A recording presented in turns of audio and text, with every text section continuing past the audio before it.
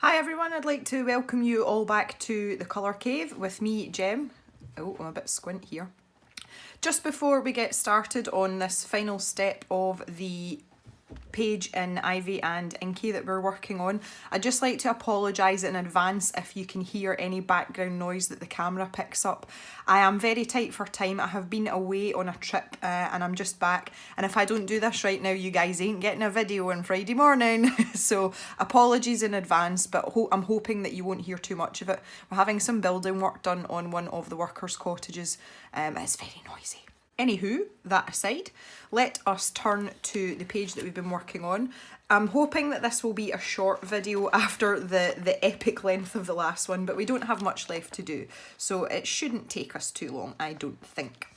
So you can see that I have finished off this left-hand side of the page. Once again, I've done my homework. So what we're going to focus on today is just the finishing touches. Up the top here we have this little butterfly who looks rather lonely and washed out now compared to all these beautiful bright colours that we have. And I'm also going to put in a little bit of a coloured halo just around these purple flowers. So I'll show you what method I'm using to do that, and then I'll probably just speed it up, and then you'll be able to see the finished page in all its beautiful, flowery, colourful glory.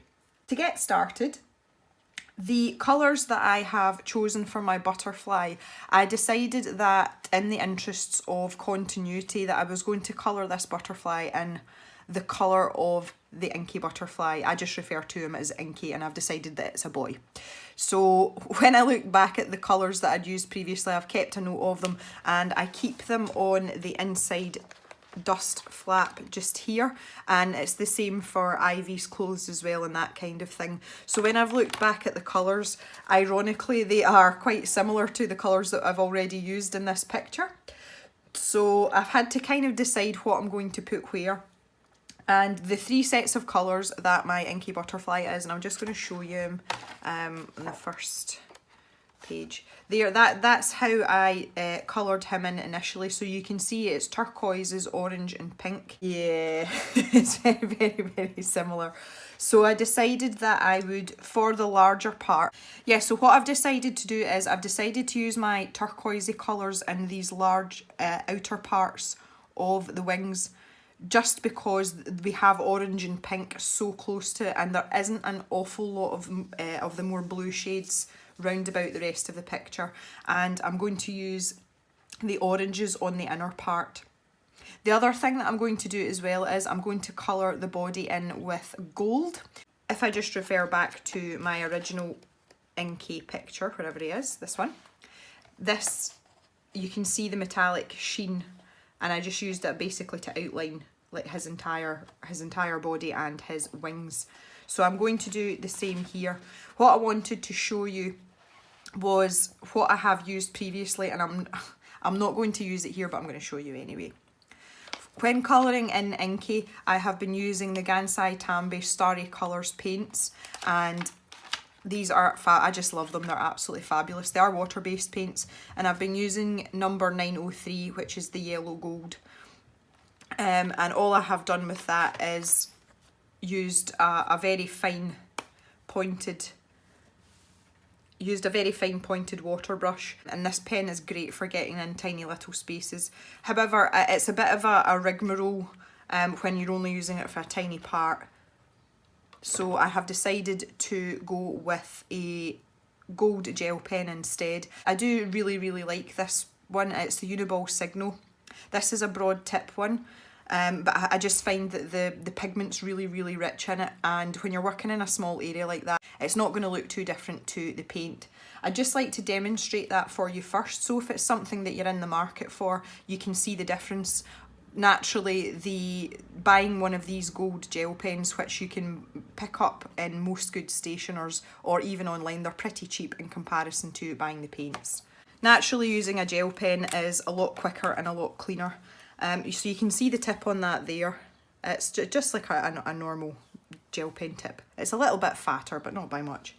So if I just start, the ink flows really freely in this one as well, which I really like. Never have any issues with these pens at all. Okay, so I'm just going to leave that to dry, and while that is drying, I'm going to grab my little paint palette here, and I'm going to give my pen a squidge, get some water down into the barrel, and do what I always do on the back of my hand, make sure it's nice and flowy. Normally what I do with these paints is I'll squish a drop of water in, actually into the pan, and just sort of, you know, rumble it about a wee bit, and it's just to get the pigment flowing.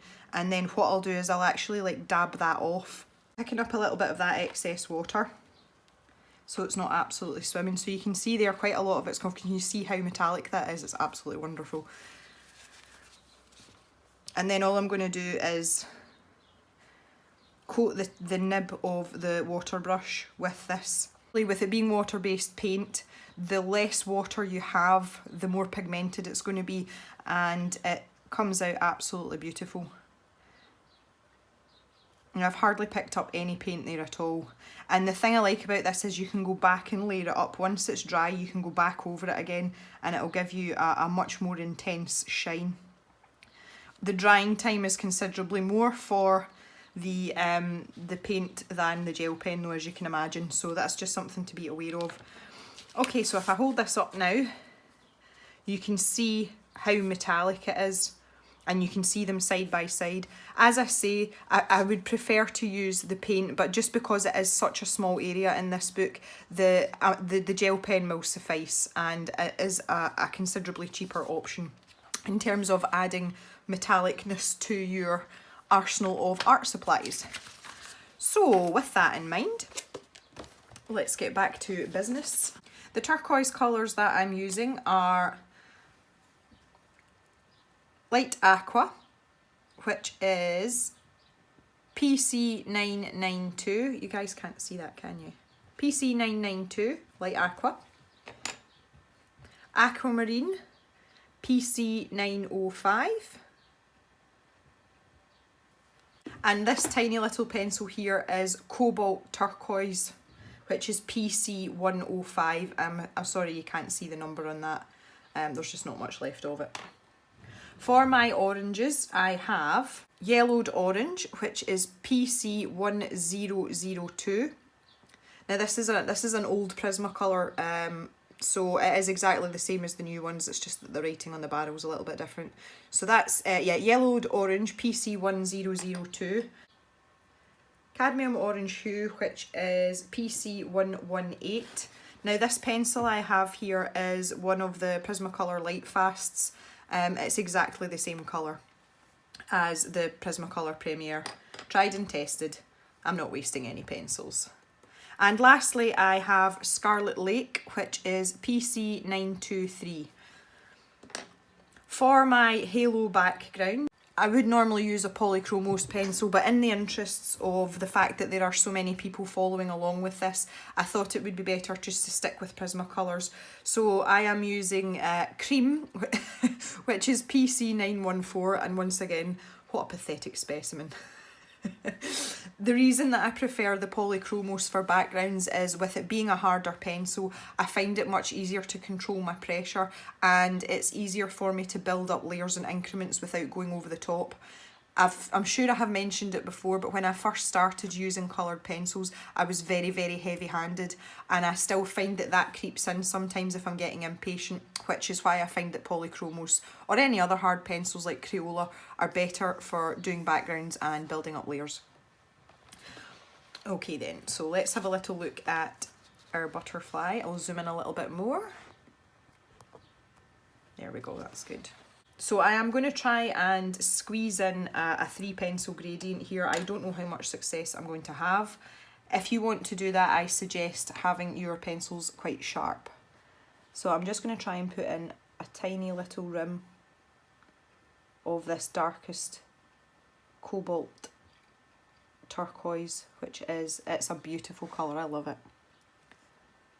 And the same here on the other side. It's kind of blending in with my vines, but we'll manage.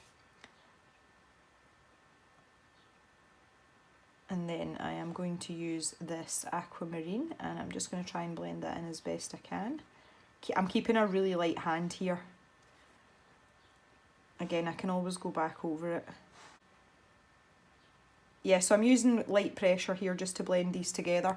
The cobalt turquoise is very pigmented and the pigment seems to be incredibly soft, and I find that it's one of the easier shades to blend.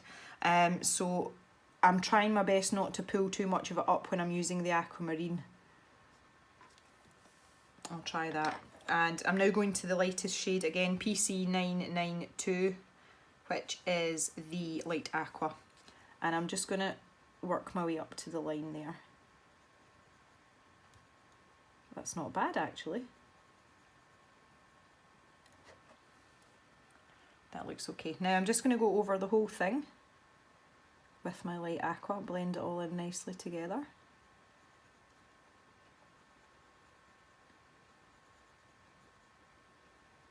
Okay, I think in the bottom section I might be struggling a little bit, but again I'm going to try my absolute best here. So just a skinny little line of the cobalt turquoise. God, I have to concentrate here. And then in with the aquamarine.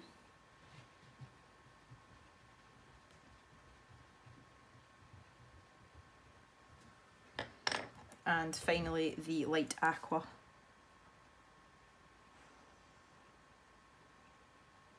Blend that all together.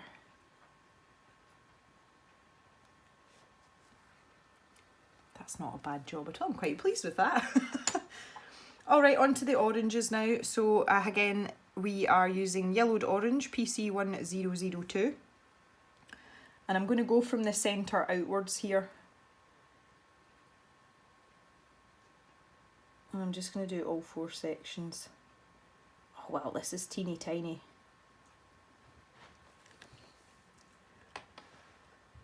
Now I have the cadmium orange hue. And I'm going to take that all the way to the edge.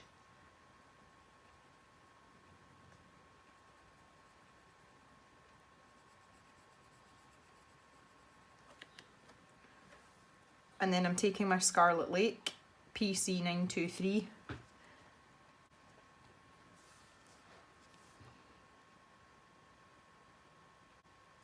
I'm basically just using this to outline each little section.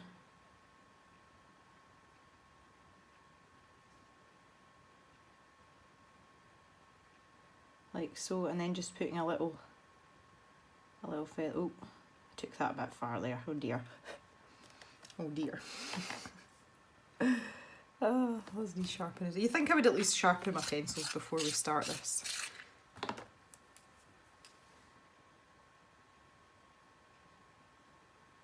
And here we go. Now I'm just kind of using the middle colour to blend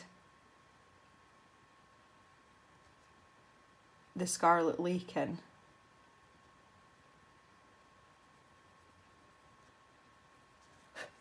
And then finally I'm going back in again with the yellowed orange, PC1002, and just sort of squish everything together in that completely scientific way that we do as people who like to colour.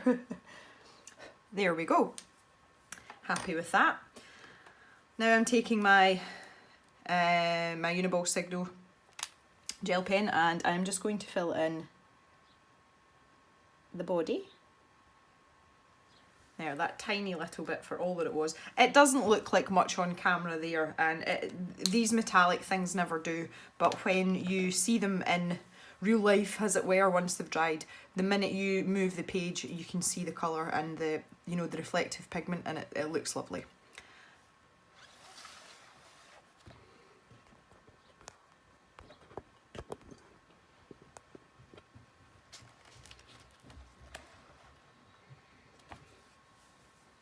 Alright now, so we need to work on our halo. So all I'm doing here is really straightforward. There's not much explanation really. I'm taking my tiny little cream pencil. It still fits, so we're not in a pencil extender yet. And all I'm going to do is the inside of this set of purple flowers. And This just requires patience and nothing else. And I'm just going to start very, very, very light-handed in tiny little circles. And I'm aware that this is going to be difficult to see on camera. You're probably not going to be able to see the first couple of layers. But you'll just have to trust me on this one. The lighter the layers are, the better. The main decision that you have to make when you're doing this is how far in towards the text that you want this pencil to go. For me, I don't want it to be going too far in. So in my head, I have an imaginary line, probably about 1 centimetre above the petals. You know, on the inside of the ring is what I mean. And I'm going to try and stick to that. It doesn't matter if it's a little bit uneven. It's not, you know, it's not the end of the world for me, but I just use it as a rough guideline. So I'm just going to work my way around. I'm going to stop in a sensible place. So underneath this leaf here, I've just stopped there. And see, again, I'm aware that you really can't see this. Sometimes when it's, you know, when you're working in a larger area, it is easier to just work a section at a time. The danger with that though is keeping what you've got even all the way around, you know, because sometimes you can end up with some sections that look a lot darker than others, and it's just because you've done them separately and you're not necessarily adding in the layers all at the same time.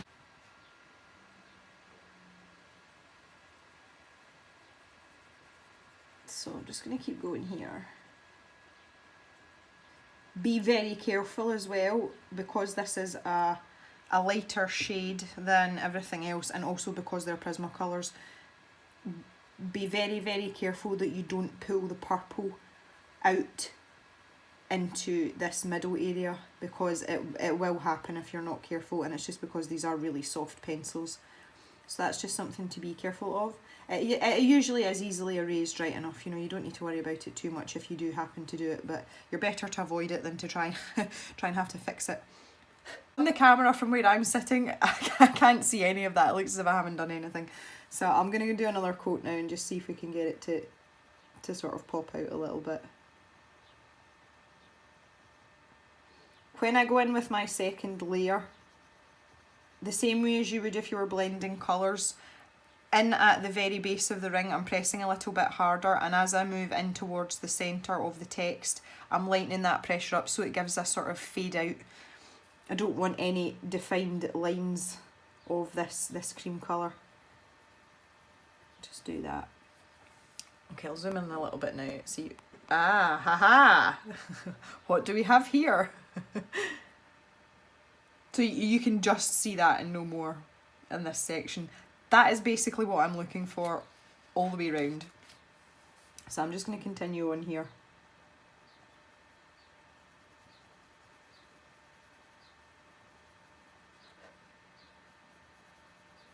This is the painstaking part about colouring, and this is the part that I always find that you have to have patience for. And pencil is the slowest medium you can possibly work with. So if you don't have a lot of patience, it may be wise to find another medium, not to colour in generally, but for doing backgrounds and things you'd be better off, because there are a myriad of other supplies that you can use. In a smaller piece like this though, where it's a bit more fiddly, I find that I like the control of having pencil.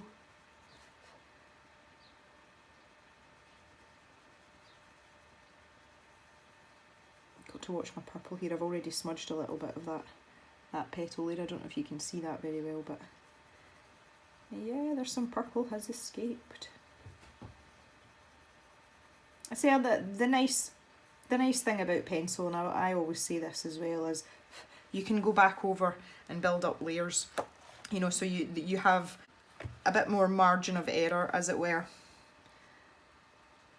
I have noticed recently though, not that I have been colouring or drawing for that matter much recently, but when I look at my finished pieces, I always find that I have been overcautious, and I wish generally that the tone of my piece was darker and that I'd used perhaps a darker set of colours.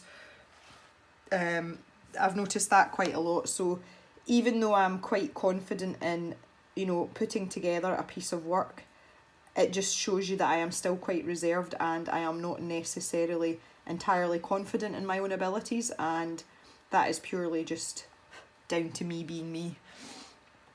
We can always learn, we can always improve.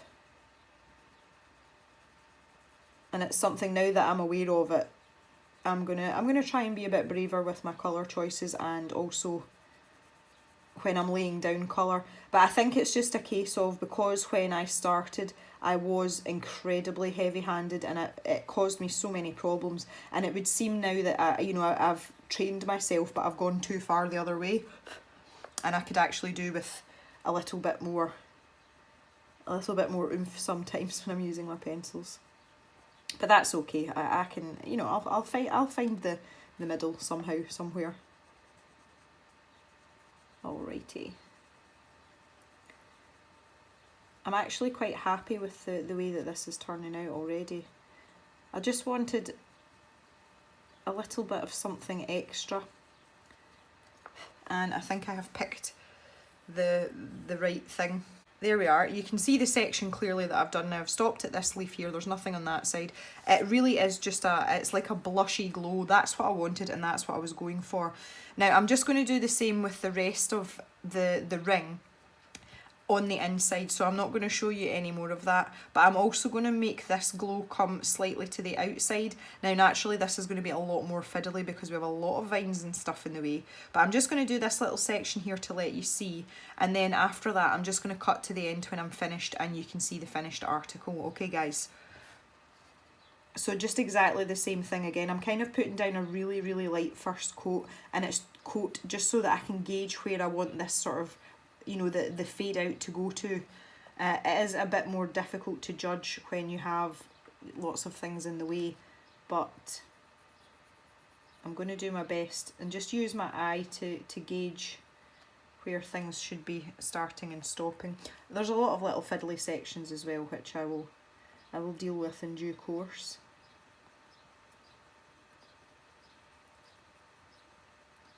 Okay, maybe to there.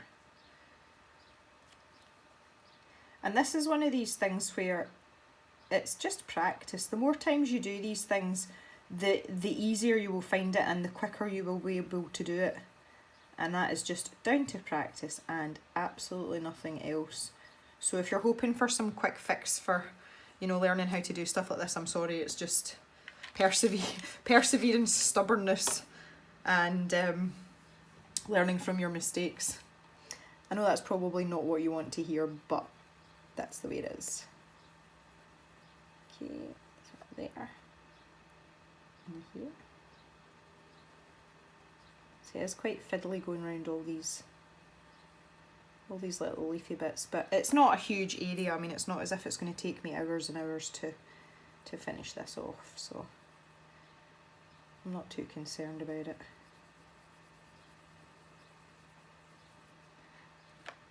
There you go. So now again, I'm going to press a little bit harder in at the bottom here on this second layer, and then just graduate it out, letting go of the colour a little bit as I move out towards the edge of the picture. Just making sure that I'm not missing any of the nooks and crannies as I go. Oh, I've got to squeeze in some colour in here. You'd probably get away without doing those little tiny bits in between, but I know that they're there, so I had to do them.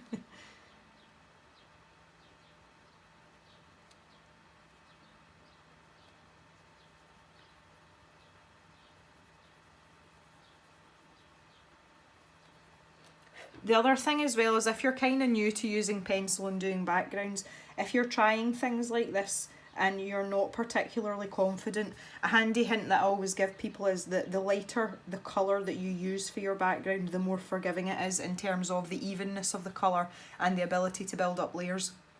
So if this is a kind of new concept to you, try using paler colours the first few times that you do it, just until you get a bit more confident and you get that, you know, the hang of it. And then after that you can maybe move into darker colours.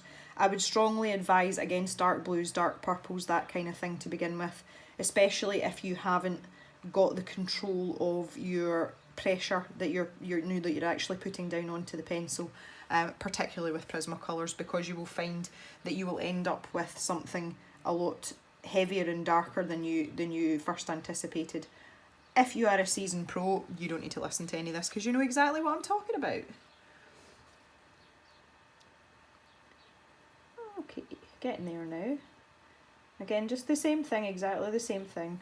Pressing a little bit harder down in near the middle of this ring section, and as I'm working my way out towards the edge of the page, I'm lightening my pressure.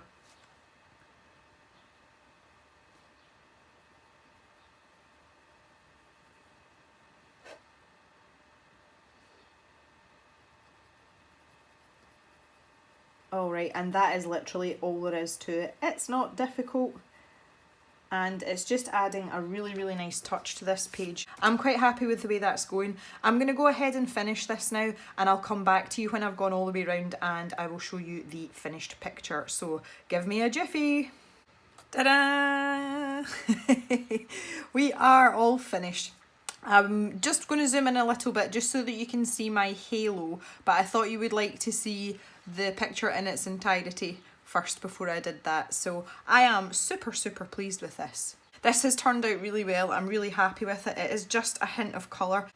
It's not as vibrant on camera as it is in person, but I am very, very happy with it. And it's one of those ones that if you are going to do a similar thing, you can keep building up the colour until you get to a level that you want. And it just makes the story part in the centre, the text part, pop out a little bit.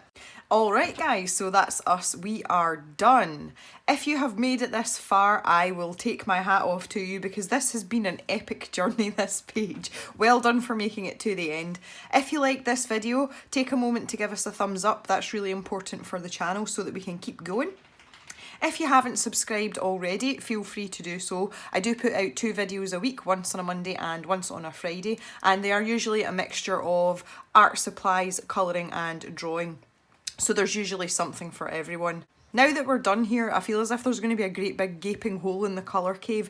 If you would like to make a suggestion for the next picture that you would like to see in the just colouring section, then please let me know in the comments, or if you just want to leave a comment anyway, feel free to do so because I do try and reply to all my comments when I can. Thanks again for joining me guys, and we'll see you soon in the colour cave. Bye bye!